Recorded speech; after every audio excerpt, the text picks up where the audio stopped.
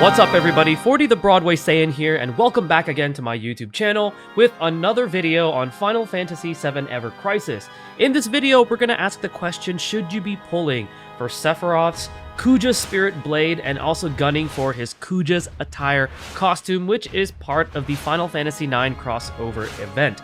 I do have to say the aesthetic on the costume is pretty solid. I don't think it's as good looking as the Aerith one where she's dressed as Garnet, but this is probably, in my opinion, the second best looking one. I honestly don't really care for the Tifa and the Cloud one. I think Aerith and Sephiroth definitely had the better aesthetic when it came to these costumes. So we're going to take a look at what the weapon does, what the costume gives him, and then make an objective opinion about whether or not you should be pulling on this banner. So we're going to take a look at the weapon right here. So, KUJA'S Spirit Blade deals non-elemental AoE magic damage on enemies. It also decreases magic attack of the enemies that are being targeted by a mid percentage or a mid potency, and then whenever Sephiroth's HP is also at 50% or more, he's also going to be decreasing their physical attack by a mid potency. This is pretty darn good just at base alone, and we have weapons that do lower the offensive capabilities of enemies, but they usually start off at like a low potency. This starts off at a mid, so I want to say that this is actually a pretty darn good weapon, and in my opinion, this is probably the best of the crossover weapons that we've seen in terms of the gacha. Now, if we take a look at it at C ability tier 2, which is essentially OB6, you could see that it goes from mid to high potency when you inflict it another time. So it's pretty darn good at OB6 already. And then at max tier, I mean,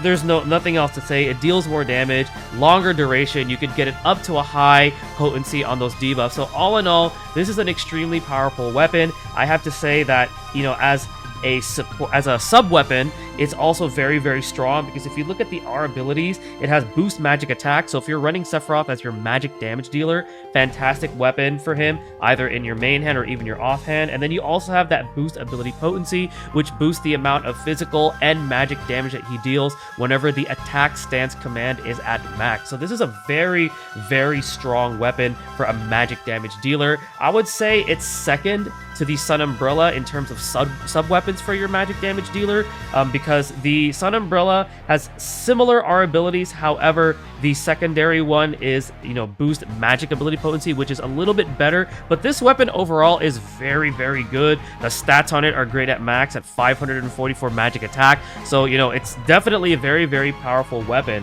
And then if you take a look at the support materia, very good too. You get 2 magic attack boost ones and then a triangle sigil boost. So all in all, this is a fantastic weapon for Sephiroth to have, and objectively speaking, it is the best weapon in the crossover weapons. Now the costume itself, you know, pretty good, boost HP and boost magic ability potency. Very, very solid costume for Sephiroth if you manage to get your hands on this costume. So objectively speaking, this is arguably the best weapon in the crossover lineup. The weapon itself is very, very strong. Even at base, you only really need to get it if you want to, you know, further invest into like OB6. But even at base, it is a very, very powerful ability with those debuffs already starting off at mid. Here's the problem when it comes to pulling for this weapon.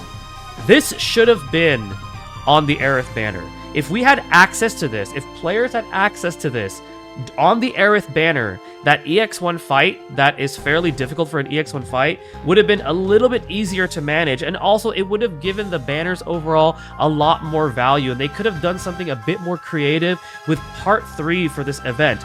I really don't understand why they decided to split these banners. I mean, from a business perspective, Applebot knew what they were doing. In my opinion, it's scummy. It's a little bit sleazy on their part for them to do this, because they know that, you know, these two characters, Aerith and Sephiroth, are very, very popular characters, and they just had to give them the most enticing looking costumes in this crossover. And Sephiroth's weapon being the best one of the 4 and being the last one featured, like, come on guys, really? That's my problem with this banner. The weapon itself is fantastic.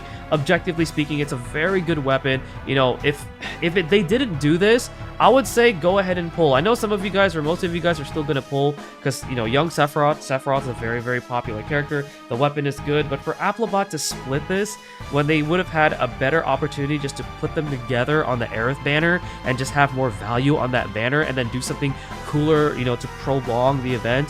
It was a missed opportunity. In my opinion, it was not a good look on their end, and I really hope that they don't do this again in the future when it comes to these crossover events, because crossover events should be special. They should really put effort into making it something memorable, something cool, something different.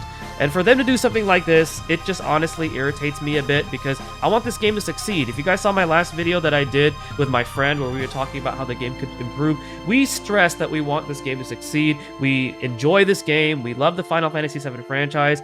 But for them to make these scummy moves, it's really just, honestly, it disappoints me. And that's all I really have to say about that. The banner, you know, itself, it's scummy that they did this. The weapon is great, don't get me wrong. If you pull, you're gonna have your hands on a very solid weapon, a very limited weapon, by the way, because remember, this weapon when this weapon leaves, you cannot wishlist this, which is another thing that, you know, is a little irritating why they split this up. Would have been better, again, if they put these together, but it is what it is. It's already been done.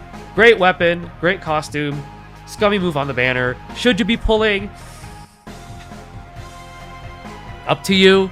Me personally, just for principle alone, I'm skipping this weapon because I do not like the way Applebot handled this. But let me know what you guys think in the comment section below. Let me know what you guys think about them splitting up the banners.